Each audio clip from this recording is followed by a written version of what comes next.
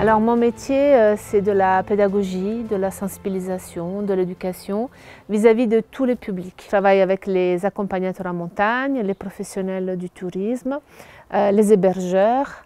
Je travaille beaucoup aussi avec l'éducation nationale, évidemment, et tous les autres partenaires institutionnels. Je suis sur un métier de coordination de projet. Je trouve l'argent pour faire les projets, je mets en mouvement les partenaires, je crée le cadre. Et après, je m'appuie sur les agents qui sont dans les vallées pour réaliser les actions.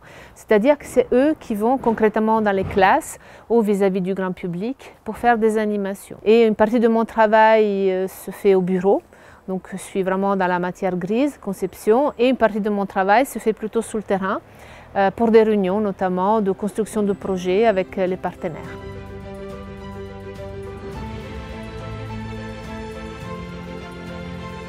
On a été confrontés directement à ces changements-là.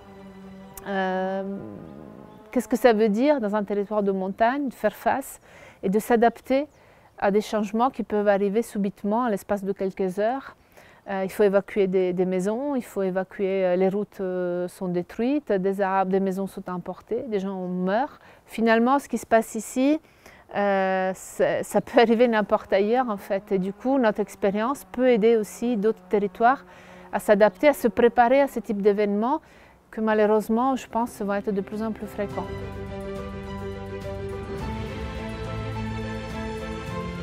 Par exemple, à partir de la rentrée de cette année, 2021, on a créé un nouveau programme pédagogique qui s'appelle BioAdapt, qui parle justement de l'adaptation.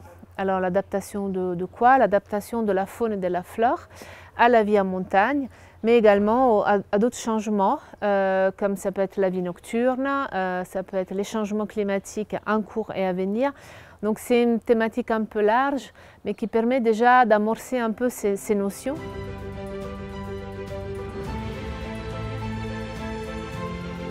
Alors moi, ce que je ressens, c'est effectivement auprès des élèves, notamment du public plus jeune, une conscience en fait de plus en plus présente sur tout ce qui est enjeu écologique, tout ce qui se passe au niveau international et médiatique vis-à-vis du changement climatique. Les jeunes sont vraiment conscients de ça. Et ce que je ressens, c'est cette frustration qu'ils ont souvent de ne pas pouvoir agir véritablement, de ne pas pouvoir mettre en œuvre des actions concrètes. En tout cas, ils voient l'inaction, que ce soit des politiques, des adultes qui sont censés un peu les protéger, les encadrer. Et en effet, dans le milieu de l'éducation, on parle de plus en plus d'éco-anxiété, de cette forme d'anxiété qui se développe chez les jeunes vis-à-vis de leur futur par rapport à tous ces changements en cours. Ce n'est pas parce qu'on a conscience qu'il va y avoir un problème ou qu'on a cette anxiété, qu'on va faire forcément le lien avec le fait que j'ai acheté le dernier modèle de smartphone qui me plaît beaucoup.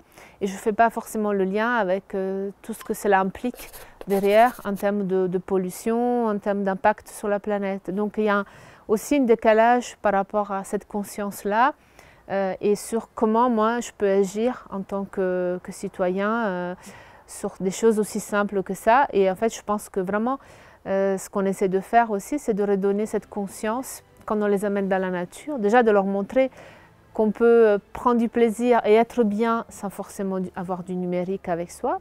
Et puis, les rendre conscients que ce numérique-là, il a un impact effectivement derrière.